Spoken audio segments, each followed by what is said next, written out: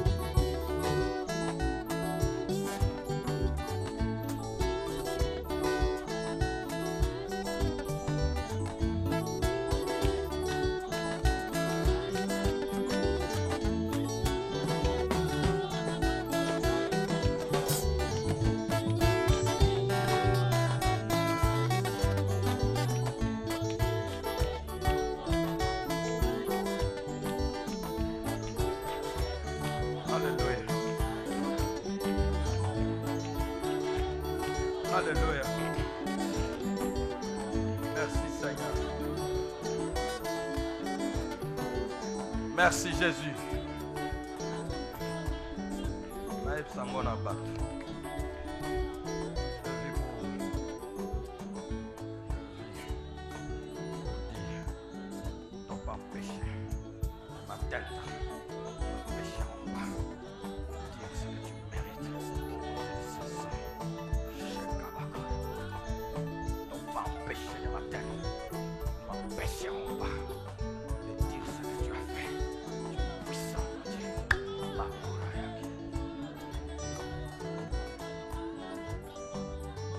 Merci Jésus.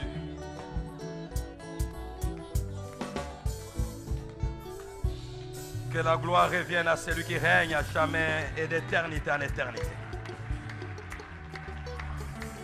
À celui qui nous soutient dans les vagues de nos tourments. Amen. Nambonge ya mitungi sinanga. Merci Seigneur. Je vous assure, le lingala des termes est formidable. Hein? Certains termes, pas d'autres. Certains termes sont formidables. Nambonge ya mitungi sinanga. Vous avez déjà connu les mbonge ya mitungi. C'est là que Jésus est important. Kambonge, ce qui mbonge yé. En lingala, ça ne tient pas bien. Les vagues de mes quoi? De mes souffrances, ça ne tient pas. Nambonge ya mitungi sinanga.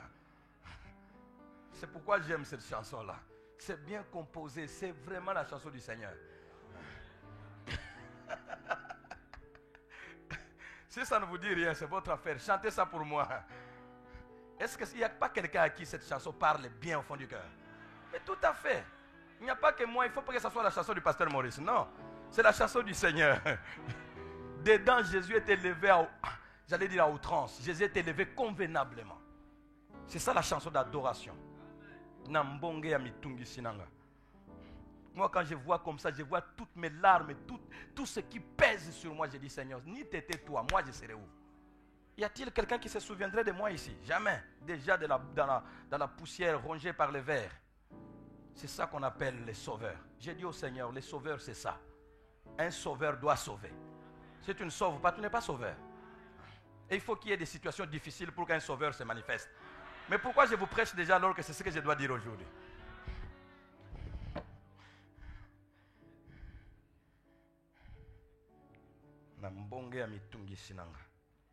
Les sauveurs se voient dans les mbonge. Ah Jésus, merci. Écoutez, nous commençons un juge très important. La difficulté c'est que certains juges sont faciles à aborder, comme des juges inconnus. Comme ça, vous allez dire aux autres certaines choses qu'ils n'ont pas encore apprises. Mais des juges connus comme Jephthé, qu'est-ce que je vais vous dire? Parce que tout le monde, dès qu'on dit Jephthé, dit ah, oh, bah, boka ina bande konae. Et puis, bakende o lukaye. Bako lukanga. Tout le monde a déjà des leçons. Qu'est-ce que je vais encore vous dire?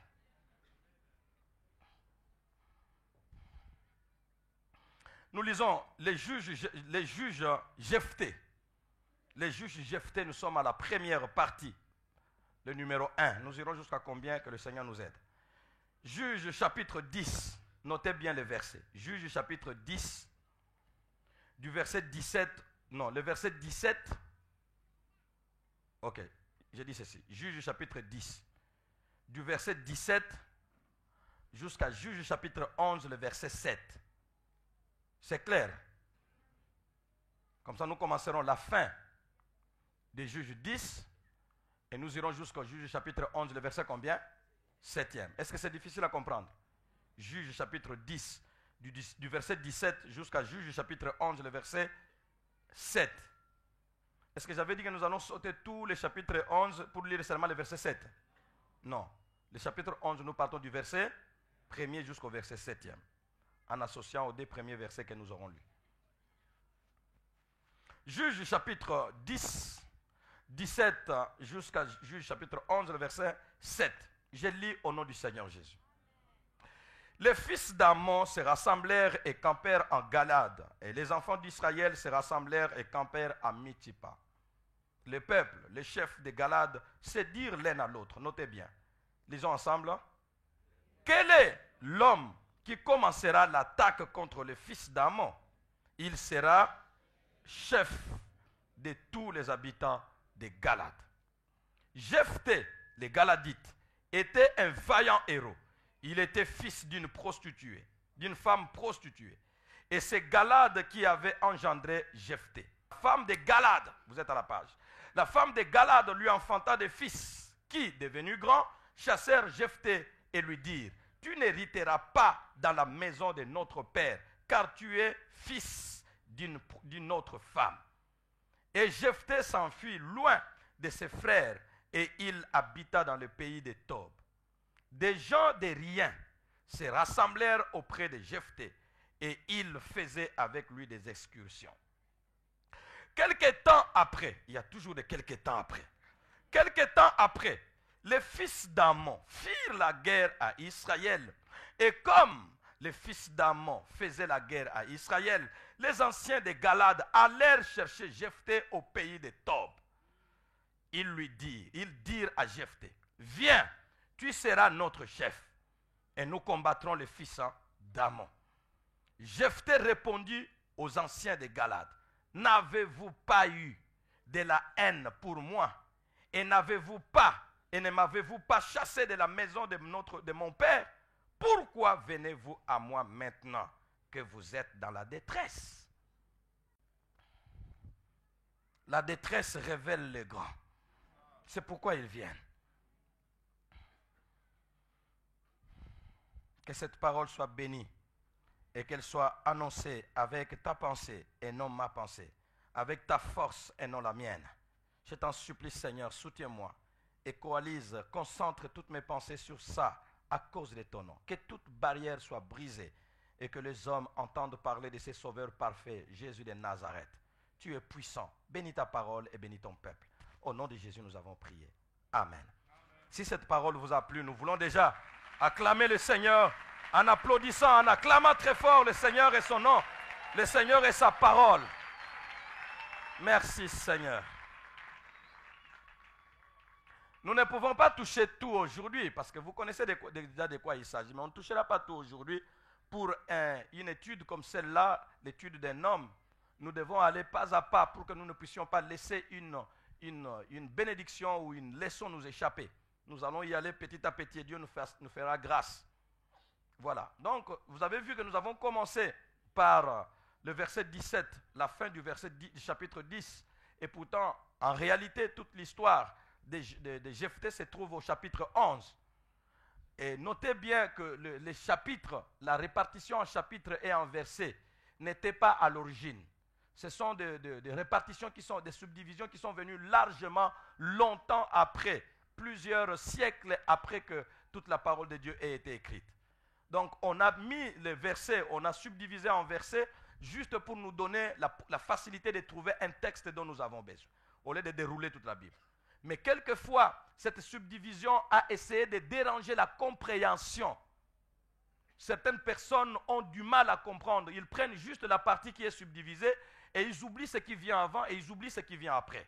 C'est pourquoi il est demandé que vous puissiez, quand vous lisez un texte, que vous puissiez commencer quelques versets ou sinon un grand nombre de versets avant et un grand nombre de versets après, vous pourrez avoir une idée vraie de ce qui est dit. Et là, vous ne pouvez pas, si vous lisez tout simplement, à partir du premier verset du chapitre 11, c'est difficile que nous puissions trouver les racines, les raisons, les racines de Jephthé. Et c'est pourquoi j'ai voulu, à dessein, commencer par le chapitre 10. Et vous allez voir que la circonstance qui introduit cet homme, c'est une circonstance agréable, voilà. Agréable et pas dans tous les sens, agréable pour lui. Amen. Donc, avant que le peuple et les chefs d'Israël, des Galades, dans la partie Galade, ne se demandent l'un à l'autre, quel est l'homme qui commencera l'attaque contre les fils d'Amon? Avant qu'ils ne se posent cette question, ils se sont sûrement demandé, mais jusqu'à quand y aura-t-il les ennemis sur notre chemin? Jusqu'à quand? Est-ce qu'un jour, nous pourrons connaître? Est-ce qu'un jour, notre combat finira-t-il? Est-ce qu'un jour, notre combat finira? Est-ce que nous pourrons connaître un jour un repos définitif? Parce que Israël a combattu, et vous le savez, Israël a combattu beaucoup de fois. On dirait qu'ils vivaient juste pour combattre. Je ne vois pas un peuple du monde qui ait combattu comme Israël. Je ne le vois pas. Israël a livré bataille depuis toujours et jusqu'à présent. La bataille que vous voyez là, c'est la bataille de depuis toujours. Israël livre combat. Un combat, une victoire. Un combat, une victoire. Un autre combat, une victoire. Moutou, Azamutu, à un moment, il peut se faire. Est-ce qu'un jour sur mon chemin, je connaîtrai le repos, et un repos vrai? Connaîtrai-je un jour un repos définitif? Augmentez ce micro, s'il vous plaît. Connaîtrai-je un jour un repos définitif? Un repos valable? Connaîtrai-je un jour un repos? Il pouvait se poser cette question. Bien-aimé, vous savez, j'ai toujours comparé la vie d'Israël, surtout dans la partie des juges, une période de 400 ans. J'ai toujours comparé la vie d'Israël à la vie d'un chrétien. La vie d'un chrétien sur la terre a les hauts et les bas. C'est la vie de luttes perpétuelles et de victoires perpétuelles. Jusqu'à ce que le bonheur d'un chrétien, ce n'est pas d'avoir vaincu dans quelques batailles. Le bonheur d'un chrétien, c'est d'avoir vaincu jusqu'à la fin. Avoir vaincu un jour dans quelques batailles ne suffit pas. Vous vainquez aujourd'hui, demain vous devez vaincre. Sinon, toutes les victoires passées, avec une défaite devant vous, toutes les victoires passées sont annulées. Donc, ne te glorifie pas des victoires d'hier, bats-toi pour les victoires de demain. Car c'est la victoire future qui valorisera les victoires passées. C'est la victoire future. Et même, je dirais, c'est la victoire finale qui valorisera les victoires gagnées dans le passé. Nous avons la plupart d'entre nous des passés glorieux. Et de plus en plus, l'allure que nous avons, ce n'est pas l'allure des victoires de demain. Il semble que nous avons commencé à perdre un tout petit peu notre élan d'avant. Par conséquent, nous avons l'impression que les combats, les batailles de demain ne seront pas à notre avantage. Si nous arrivons à perdre demain, tout ce que nous avons gagné hier est dans l'eau. Oubliez. As-tu déjà gagné une bataille? Qui a déjà gagné une bataille pour le Seigneur? Levez la main, je vais voir. Pour que tu jouisses de cette victoire-là, je ne sais pas quand est-ce que tu l'as gagnée. Il faut que tu gagnes tous les autres combats qui te restent. Dis-moi, il faut que tu gagnes toutes les autres batailles qui te restent. Mais si, vous savez qu'un combat est un ensemble de batailles. Dans un combat, il peut y avoir 1000 batailles. Si tu peux échouer à une bataille, relève la tête pour que tu réussisses les autres batailles, mais n'échoue pas les combats. Et surtout la dernière bataille, ne l'échoue pas. Y aura-t-il un jour, nous avons toujours les ennemis devant nous. Qu'est-ce qui se passe, Seigneur? Israël, c'est vrai, tu as raison. Oui, c'est vrai. Le repos éternel est au bout de ton chemin. Mais avant d'en arriver là, tu as un certain nombre de victoires que tu dois d'abord remporter. Le repos éternel est devant toi, au bout de ton chemin. Mais avant d'en arriver là, tu as un certain nombre de victoires que tu dois remporter. Un jour, tu te reposeras. Un jour, je me reposerai. Mais avant ça, il faut d'abord se battre, et se battre, et se battre. Et ce sont les violents qui s'en empareront. Es-tu violent? Es-tu violent, toi qui ne viens que le dimanche? Et le mercredi à ce lieu, tu n'es pas là malgré que tu es libre à la maison. Malgré que tu as la possibilité de te détacher. Tu n'es pas là.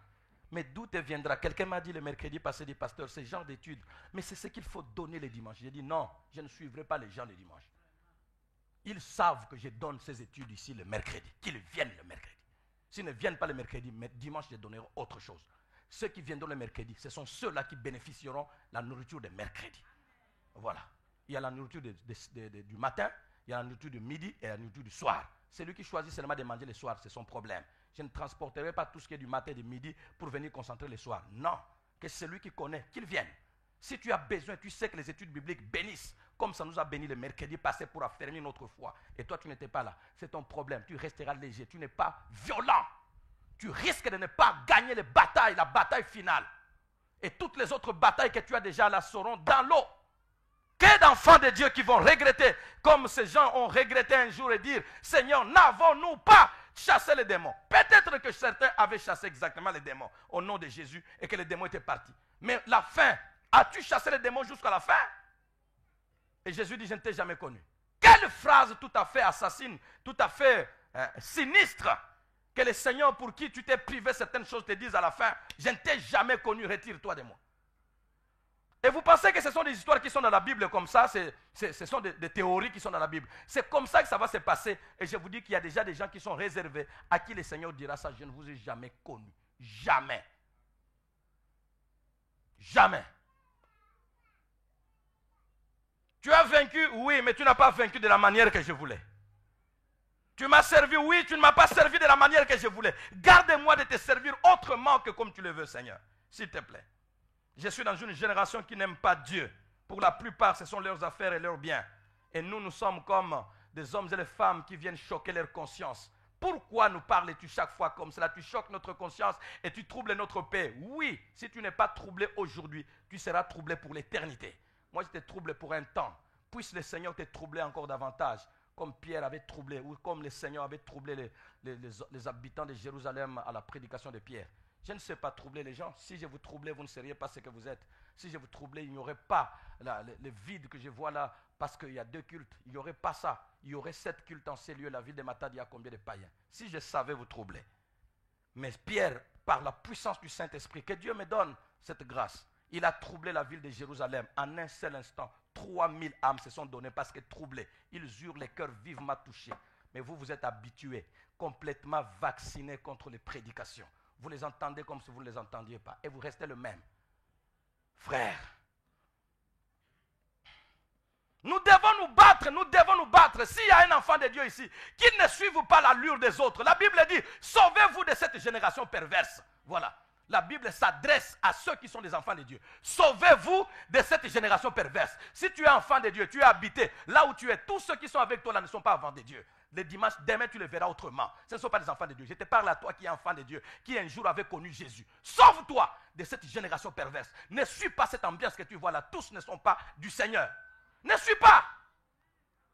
Tu vas suivre quelqu'un qui n'a rien à voir avec le Seigneur. Il ne vient pas aux études bibliques, tu ne viens pas non plus. Il ne vient pas aux jeûnes et prières, tu ne viens pas non plus. Il n'est pas à l'église, tu n'es pas non plus. Il fait ces choses, tu fais. Toi, tu as connu le Seigneur. Distingue-toi. Bats-toi jusqu'au bout.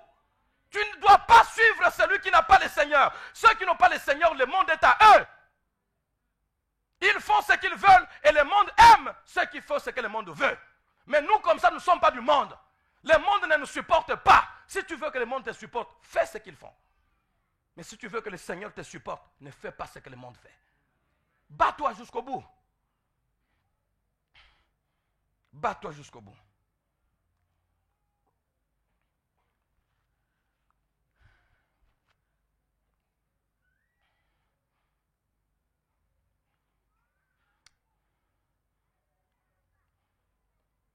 Oui, le repos éternel est au bout de ton chemin. Mais avant d'en arriver là, tu as un certain nombre de victoires que tu dois remporter. L'histoire de ce peuple au parcours, sinon, l'histoire de ces juges, notez bien, l'histoire de ces juges au parcours miraculeux, cette histoire de ces juges au parcours miraculeux est partie, notez, de la question d'Israël au temps du besoin pour chercher l'homme de la situation. Voilà. Cette histoire est partie de la question d'Israël au temps de besoin pour chercher l'homme de la situation. Disons ensemble, l'homme de la situation. L'homme de la situation. L'histoire de ces juges est partie. Ces juges au parcours miraculeux. De quel juge s'agit-il? Jephthé. L'histoire de Jephthé est partie de la question d'Israël. C'est pourquoi nous avons lu les deux premiers versets là, du chapitre 10. Non, les deux premiers versets dans la fin du chapitre 10. L'histoire de ces juges est partie, de ces juges au parcours miraculeux, est partie de la question d'Israël au temps de besoin pour chercher l'homme de la situation. Quelle était la question d'Israël? Nous l'avons lu ensemble. La révélation de Jephthé, notez bien, ce sont des phrases très importantes. La révélation de Jephthé au monde tel que nous le connaissons aujourd'hui. Aujourd'hui, tout le monde connaît Jephthé de façon formidable. Malheureusement, les gens n'aiment que les grands. Autrement dit, les gens n'aiment que les hommes n'aiment que les gens qui ont déjà réussi. Malheureusement. Malheureusement. Jephthé, nous le connaissons. La Bible commence en commençant l'histoire de Jephthé. La Bible dit, Jephthé était un vaillant héros. Mais ce n'est pas comme ça qu'il est né. Il n'est pas né vaillant héros aux yeux des autres, de tous. La révélation de Jephthé au monde, telle que nous le connaissons aujourd'hui, a été introduite par cette fameuse question d'Israël. Qui engagera les combats? Alléluia. Qui engagera les combats? Que le Congo m'entende, que l'Église m'entende, que les chefs des organisations et tous les membres des organisations m'entendent. Qui engagera les combats? Que tous ceux qui sont dans tel ou tel autre groupe m'entendent. Ceux qui sont dans les départements et autres cellules m'entendent. Que ceux qui sont, je ne sais pas, dans des provinces, dans des territoires et autres m'entendent. Qui engagera les combats? Telle est la question majeure. Et cette question, le Congo ne la connaît pas. Et cette question, nos églises ne la connaissent pas. Qui engagera les combats? Les Écritures montrent que cette question est revenue plusieurs fois dans l'existence de ce peuple d'Israël. Premièrement, nous voyons cela dans Juge chapitre 1, les versets 1 et 2. Juge 1, 1 et 2. Il est dit, après la mort de Josué, les enfants d'Israël consultèrent l'Éternel en disant, qui de nous montera le premier contre les Cananéens pour les attaquer? Verset 2. L'Éternel répondit, Judas montera. Voici, j'ai livré le pays entre ses mains. Qui de nous montera? Qui engagera les combats? Nous sommes nombreux, mais qui engagera les combats? Dans Juge chapitre 20, le verset 18, la Bible dit, et les enfants d'Israël se levèrent, montèrent à Bethel et consultèrent l'Éternel en disant, qui de nous montera le premier pour combattre le fils de Benjamin? L'Éternel répondit, Judas montera le premier. Qui de nous engagera les combats? Dans 1 Roi, au chapitre 20, le verset 14, la Bible dit, Akab dit, par qui? Et il répondit, ainsi parle l'Éternel, par les serviteurs des chefs de province. Akab dit, qui engagera les combats? Et il répondit, toi. Cette question, le Congo ne la connaît pas. Cette question, nos groupes ne la connaissent pas. Cette question, nos organisations ne la connaissent pas. Cette question, nos familles ne la connaissent pas. Cette question, les hommes ne la connaissent pas. Nos entreprises ne la connaissent pas. Cette question, notre génération ne la connaît pas. Cette question est étrangère à notre façon de voir les choses. Cette question renferme plusieurs vérités spirituelles que le peuple d'Israël n'a pas voulu ignorer.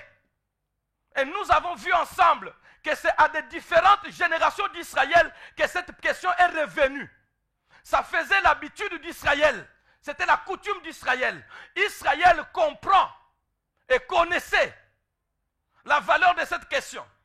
Cette question, je disais, renferme plusieurs vérités spirituelles que le peuple d'Israël n'a pas voulu oublier, sinon ignorer. C'est que, plusieurs leçons, plusieurs vérités. La première, notez, Israël savait que dans un groupe, tous n'ont pas le même rôle. Chaque rôle a son acteur et aucun autre ne peut y arriver. Israël savait, et nous ne le savons pas. Israël savait que dans un groupe, tous n'ont pas le même rôle à jouer. Israël sait, le peuple de Dieu sait, tout vrai peuple de Dieu doit savoir que dans une famille, dans un groupe, dans une église, dans une congrégation, ou je ne sais pas, dans une organisation, dans une mutualité, ou je ne sais pas quoi, organisation que vous pouvez nommer, tout le monde, tous les membres n'ont pas le même rôle à jouer. Et chaque rôle a son acteur. Et si quelqu'un d'autre inverse le rôle, vous êtes bloqué. Entendez-moi, hommes-femmes, vous qui pensez que tout le monde se ressemble et que nous sommes tous la même chose. Oui, la même chose en égalité de valeur devant Dieu. Mais par rapport au rôle, nous n'avons pas le même rôle à jouer. Tu as un rôle que je ne peux pas jouer. J'ai un rôle que tu ne peux pas jouer. Si tu ne veux pas de moi, mon rôle t'échappera. Si je ne veux pas de toi, ton rôle m'échappera. Tu as intérêt à composer avec elle. Dis à ton voisin, compose avec moi. Sinon je te manquerai. Tu me regretteras. Compose avec moi. Compose avec moi. Il y a un rôle que je dois jouer dans ta vie. Compose avec moi. Il y a un rôle que je dois jouer dans notre organisation. Composez avec moi. Si les hommes savaient ce que tu représentais, ils composeraient avec toi. Tu n'es pas n'importe quoi. Tu as un rôle. Tu as un rôle. Tu as un rôle. Ce rôle-là, tu es petit, tu es je ne sais pas quoi. Ce rôle-là, notre président ne peut pas le jouer. Notre premier ministre ne peut pas le jouer. Votre pasteur ne peut pas le jouer. Ce rôle-là a été déterminé par le Seigneur. Il ne sera joué que par toi. Son rôle a été fixé et son acteur a été fixé. Un rôle a son acteur. Et chaque acteur a son rôle. Vous inversez le rôle, la machine est bloquée. Et c'est ça notre société. Et c'est ça nos églises. On inverse le rôle. Ceux qui devaient s'asseoir sont debout. Ceux qui devaient être debout sont assis. Par conséquent, les églises sont bloquées à cause du tribalisme, à cause des biens matériels et de l'argent. Qui est-ce que vous envoyez dans le ministère? Vous envoyez vos neveux ou vous envoyez les appelés de Dieu? Les rôles inversés, la machine est bloquée. Plus de croissance et plus de vie.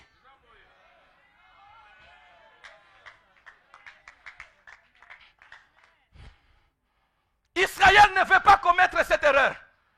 Nous avons tout réuni. Nous avons mis tout en place. Nous sommes réunis. Nous ne sommes pas des païens. Et ils se lèvent là-bas. Nous ne savons pas leur organisation. Ils ont campé là-bas. Nous campons à Mitsipa. Avant d'engager la guerre, nous avons tout. On a l'arsenal militaire. Nous avons tout ce qui est nécessaire pour réussir dans une bataille, dans une guerre. Nous avons le nombre. Nous avons passé en revue le nombre de militaires. Nous avons tout. Nos chars sont en place. Nos chevaux sont là. Nos cavaliers sont là. Tout ce qui est nécessaire. Le ravitaillement, tout est là. Les chevaux sont en bon état. Leur nourriture, c'est là. Tout est là. Les porteurs des armes sont là. Les porteurs des fardeaux sont là. Tout est organisé. Mais nous, en Israël, nous ne menons pas la guerre n'importe comment. Après avoir réuni tout, nous nous posons la question.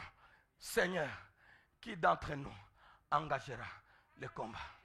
En Israël, le combat n'est pas engagé par tout le monde. Si tu veux engager le combat, en Israël, le combat n'est pas engagé par tout le monde. C'est Dieu qui décide qui engage le combat. Akab, en tant que Dieu est avec vous, Dieu veut vous bénir. Akab dit, oui, je sais, Dieu veut nous bénir. Mais moi, je ne peux pas aller parce que je suis roi, vaille que vaille. Il donne là. Comment ça va se passer? Oh non, c'est par les provinces qu'il y aura la victoire. D'accord, les provinces sont là. Mais qui va engager le combat? Dieu dit, le prophète dit, Dieu a dit que c'est toi Akab. Akab se réveille, dit, l'Éternel me donne d'engager le combat, vous allez voir.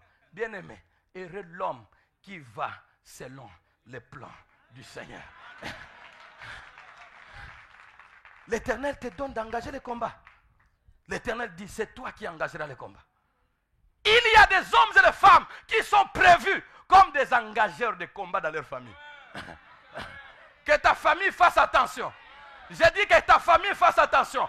Que ton entreprise fasse attention.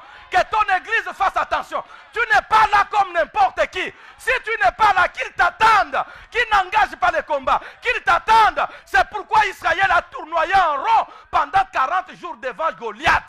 Parce que celui qui devait engager le combat n'était pas encore là. Un combat a son engageur. Un combat a son engageur.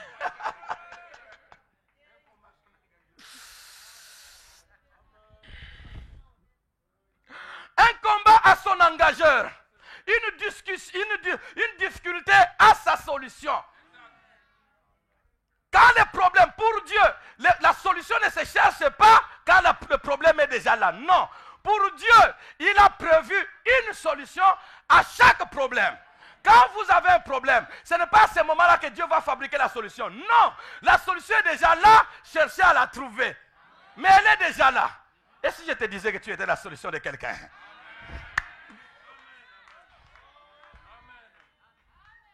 Et si je te disais que quelqu'un quelque part est bloqué? Il n'attend que toi. Vous n'allez pas me croire parce que vous croyez à ce que vous ne parlez pas avec les yeux. Si je te disais que quelqu'un est bloqué quelque part, il n'attend que toi. Qu'est-ce que tu vas dire? Moi comme ça, est-ce que tu m'as vu comment je suis habillé? Moi comme ça, est-ce que tu sais de quelle famille je suis? Il n'est pas question de famille. Les fils de la prostituée avaient bloqué la machine.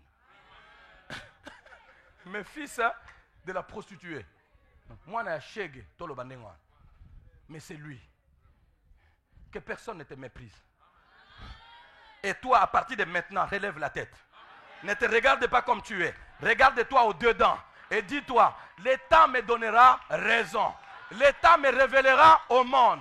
Il y a une situation qui me révélera au monde. Si tu n'es pas encore révélé, tais-toi. Attends, patiente. Le temps et une circonstance te révéleront.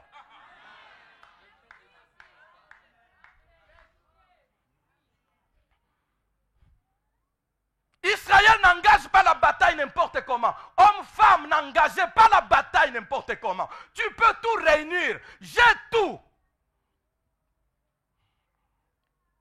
J'ai tout réuni, j'ai tout mis en place, j'ai tout fait, j'ai tout. De qui encore ai-je besoin? De quoi d'autre ai-je besoin? Non, tu ne seras jamais complet jusqu'à ce que chaque rôle corresponde à son acteur et que chaque acteur corresponde à son rôle. Je hais le désordre dans l'église à cause de ce que nous risquons d'être bloqués. Ne va pas chercher où je veux être pour qu'on me voie. Va chercher où est-ce que Dieu m'a prévu. Si ta place est à la musique et toi tu es à l'accueil, tu bloques la machine. Si ta place est à l'accueil et toi tu es à la musique, tu bloques la machine. Ne nous bloque pas. Dis à ton voisin, ne me bloque pas. Joue ton rôle. Sois à ta place. Sois à ta place, s'il te plaît. Ne me bloque pas. Joue ton rôle. J'attends ton rôle pour épanouir. J'attends ton rôle. J'attends ton rôle. L'église attend ton rôle. Joue ton rôle. La machine est bloquée quelque part. Par qui? I don't know. Par qui? À quel niveau? C'est toi qui bloques la machine. Parce que ton rôle, tu ne le joues pas. Tu as les yeux tournés vers le rôle de l'autre. Dieu dans l'histoire, Dieu dans sa sagesse a prévu, il y a des rôles visibles. Il y a des rôles invisibles. Mais tout est rôle.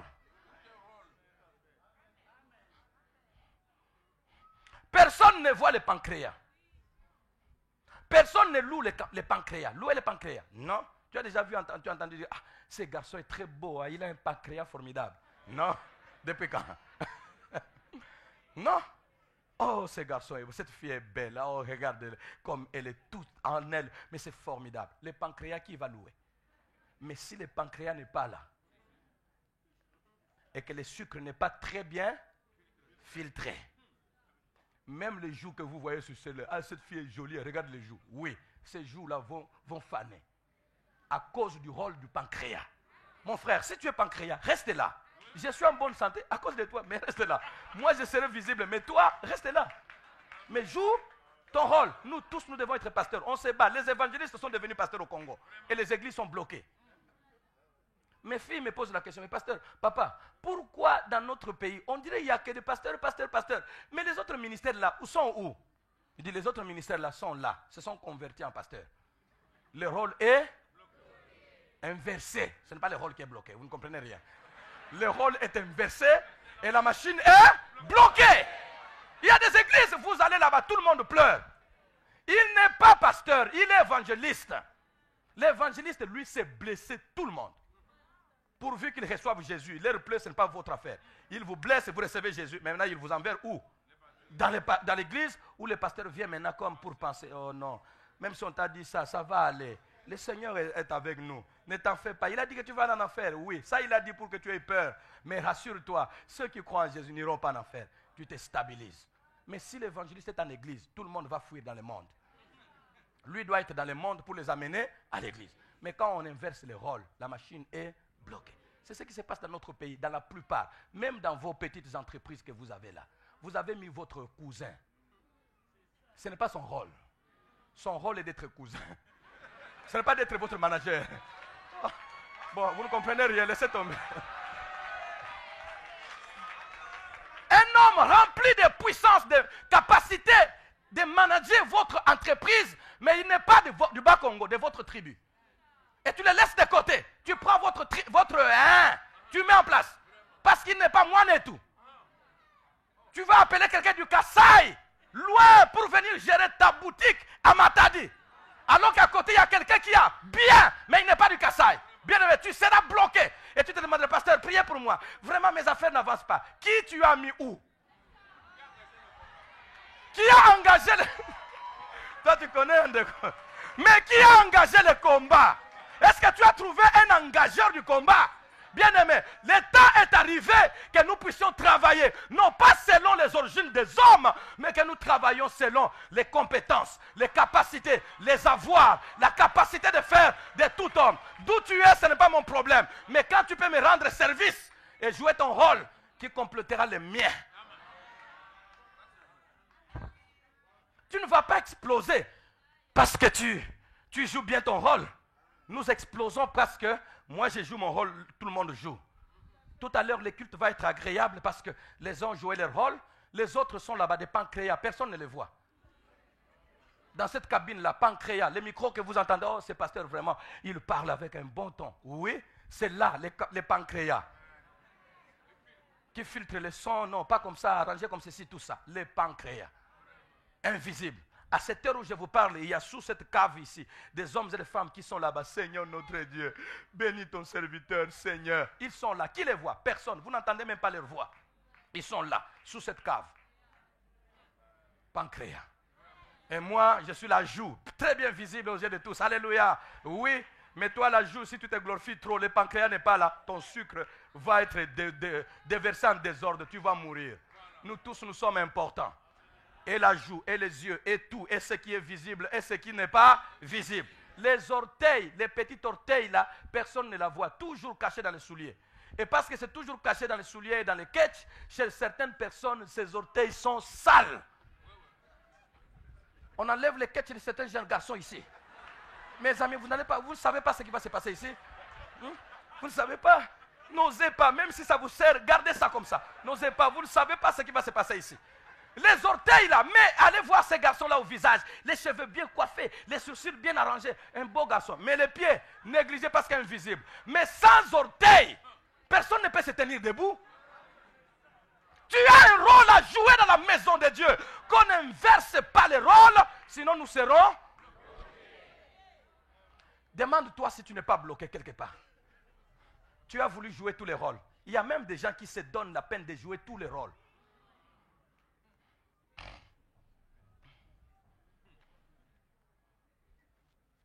Se donnent la peine de jouer tous les rôles. Dans un groupe, tous n'ont pas le même rôle. C'est pourquoi Israël s'arrête d'abord. Qui engagera les combats?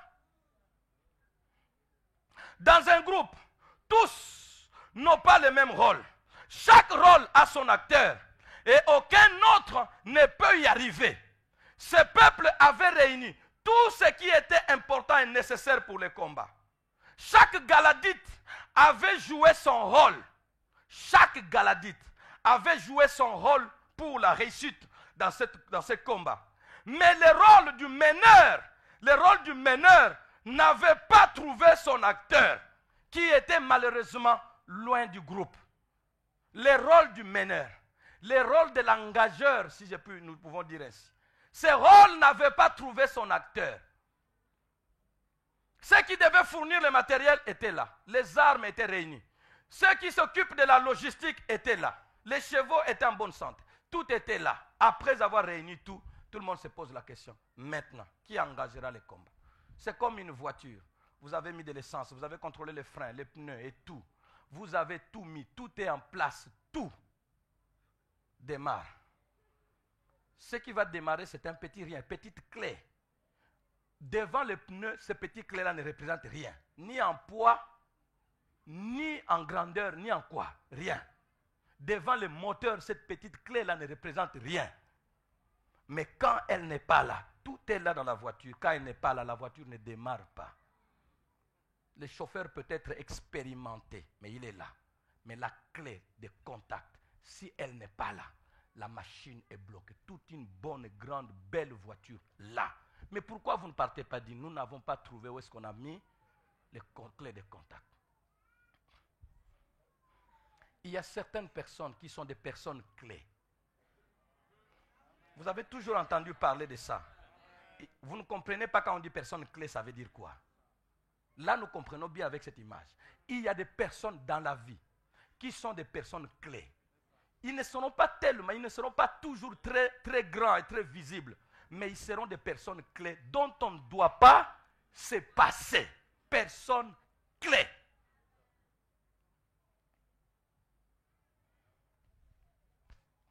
Ils vont se poser la question. Israël, tu es en train de chercher. C'est la question que je pose. Israël, tu es en train de chercher. Tu es en train de chercher. Tu cherches ce que pourtant Dieu t'avait donné depuis longtemps. Dieu savait qu'un jour, vous auriez besoin, vous auriez réuni tout et vous auriez besoin d'un engageur de combat. Et Dieu te l'avait donné depuis longtemps. Et c'est maintenant que tu viens le chercher. Israël, tu cherches ce que Dieu t'avait pourtant donné. Combien d'hommes et de femmes savent conserver ce qui leur a été donné? Combien? Ce qui leur a été donné. Cela vous est donné aujourd'hui, mais vous ne comprenez pas son importance. Dieu ne nous donne rien pour rien. Ce qu'il nous donne aujourd'hui, même si ce n'est pas à nos yeux comme important, c'est pour demain. Israël, tu cherches ce que Dieu t'a pourtant donné.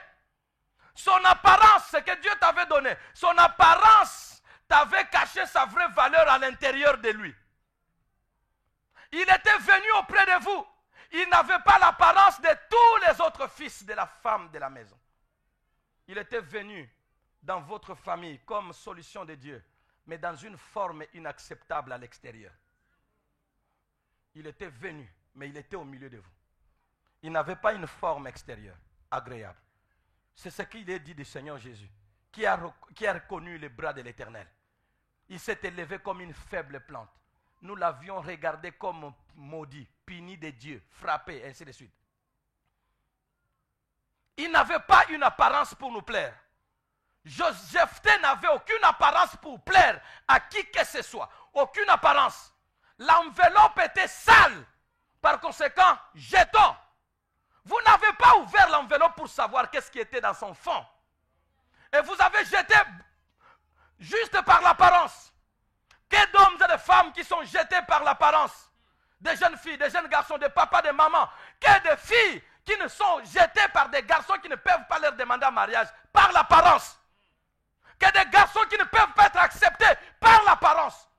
Même dans la famille de la fille ou de la famille du garçon, on ne peut pas l'accepter par l'apparence. L'enveloppe est sale. Je ne veux pas voir ça. Papa, l'enveloppe est sale, mais tu n'as pas ouvert.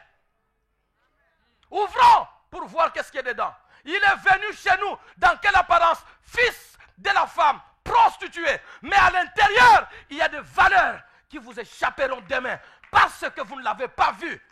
Les fils des prostituées ne sont pas des prostituées. Est-ce que vous m'entendez? Les fils des prostituées ne sont pas des prostituées. Un fils de prostituée est égal à un fils de la femme dans la maison. Parce que ce n'est pas le fils là qui a demandé de naître comme ça. Et toi, tu n'as pas voulu choisir de naître de cette manière. Tout le monde a été conçu de la même manière et sorti du ventre de la même manière. Qu'est-ce que papa et maman ont fait pour que je vienne? C'est leur affaire. Mais moi, je suis moi. Et Dieu a confondu l'humanité plusieurs fois comme ça, par des fils abandonnés par tout le monde. Frères, sœurs, vous avez un fils comme ça, allez le chercher. Ne le laissez pas moisir quelque part. Et que vous êtes là en train de vous contenter de quelques filles et de quelques garçons que vous avez dans la maison. Mais ce garçon-là est en train de moisir comme il n'y a pas de parents. Va le chercher, s'il te plaît. Il ne t'a pas demandé, va le chercher. Si c'était une nuit de plaisir, va le chercher. Parce que tu ne sais pas ce que tu risques de manquer par lui. Tu ne sais pas ce que tu risques de manquer par lui. Et il y a des enfants ici qui sont abandonnés. J'ai vu plusieurs au bureau. Tu as envie de pleurer. Je ne connais ni papa ni maman. Et pour la plupart des fois, je ne connais pas papa. Pourquoi papa disparaît? Est-ce que tu sais ce que Dieu t'a donné? Tu seras bloqué, ta machine va être bloquée. Tu as fait des études, tu as des entreprises, mais tu seras bloqué. Il y a des entreprises qui ne seront pas tenues par ces garçons que tu as fait étudier jusqu'au doctorat. Il y a des entreprises qui ne peuvent être tenues que par un homme qui en a la capacité intellectuelle. Et c'est ces garçons-là que tu laisses là-bas, ou cette fille-là que tu laisses. Parce que si on a ça, à cause de la femme qui est à la maison. Elle jalouse ces garçons-là comme si c'était la femme. Mais dis, ce n'est qu'un enfant. Tu vas jalouser un enfant, un garçon. Sorcière.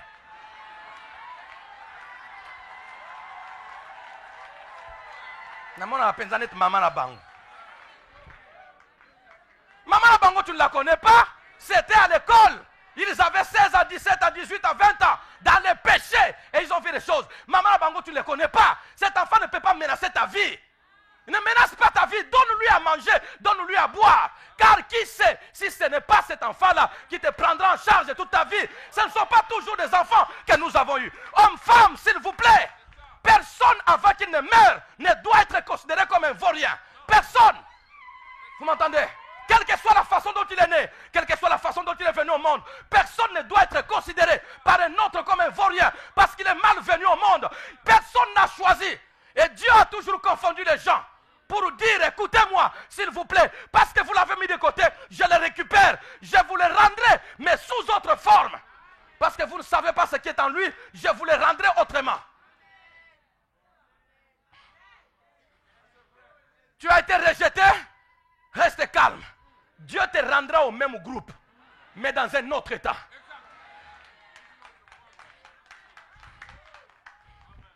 Dieu te rendra au même groupe, à la même famille, mais dans un autre état. Il s'est posé la question, est-ce que c'est toi? Il dit oui, c'est moi. Les frères de Joseph ne l'ont pas reconnu. Hein? Ne l'ont pas reconnu. Ils vont rendre leur témoignage à leurs frères, à leur père. Le Seigneur de ce pays nous a traités durement. Vous l'appelez Seigneur. Mais autrefois, vous aviez menti qu'il était mort. Il y a des gens qui ne meurent pas. Ils ont un rôle à jouer. Ils ne meurent pas. Les Mandela ne sont pas à mourir dans la prison. Ils meurent après avoir régné et joué leur rôle.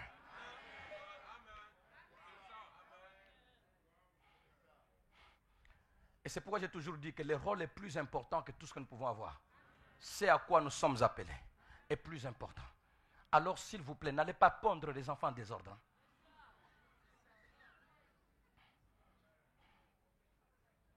N'allez pas pondre des enfants en désordre. Vous aussi, jeunes filles, ne vous faites pas engrosser inutilement si vous n'êtes pas mariés. Même si tu as 40 ans, reste. Si tu n'es pas marié, reste jusqu'à ce que tu mettes un enfant au monde avec son père et sa mère. Je disais tout à l'heure, un jour là, j'en partageais avec Sylvie. J'ai dit, mais écoutez, le Seigneur, selon le Seigneur, il n'est pas bon qu'un papa meure avant que ses enfants ne se marient. Il n'est pas bon qu'une maman meure avant que ses filles ne se marient. Ces garçons ne se marient. Parce que Dieu a donné à chaque enfant, dès sa naissance, un homme et une femme à côté. Si c'est un garçon, il a déjà son père qui lui ressemble, mais il doit avoir sa maman qui est différente de son père. Pour que ces garçons-là soient équilibrés, il doit grandir avec sa mère. Jusqu'à un certain âge, il se marie. Il part de sa mère à sa femme pour trouver une autre personne différente de son père. Et le garçon doit partir, la fille doit partir, parce que la fille a déjà sa mère qui lui ressemble. Elle a besoin de l'équilibre d'un père qui n'est pas comme sa mère, mais qui est de son sang. Ça fait l'équilibre. Cette fille-là a besoin de grandir avec son père. Dès qu'il quitte son père, il entre entre les mains de son mari. Il part d'un homme à un homme. Seul, ça ne tient pas. On part à gauche, on part à droite, on part à gauche. Jeune fille, à qui tu vas donner? Cet enfant, tu lui donneras quoi comme cadeau? Personne ne va être à côté. Et il semble que nous avons des coutumes diaboliques. Avant de me marier, je dois d'abord laisser un enfant à la maison. Chez nous, c'est toujours comme ça. Et tu vas te marier vraiment comme ça sans avoir un enfant. Ça fait la honte. Hein? Qu'est-ce qui prouve que si tu as qu'est-ce qui prouve que tu auras des enfants? Esprit diabolique. Cet enfant-là, tu vas lui donner, son père est où?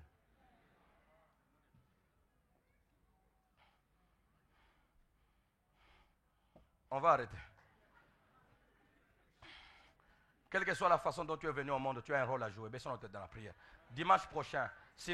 Père, merci pour ce qu'a été ce dimanche, oh Dieu. Que la vie accompagne ton peuple toute cette semaine, Seigneur. Seigneur, sois notre engageur dans tous nos combats, dans toutes nos détresses. Oh Père, sois notre engageur, oh Jésus. Dans le nom de Jésus, nous avons ici prié. Nous disons Amen.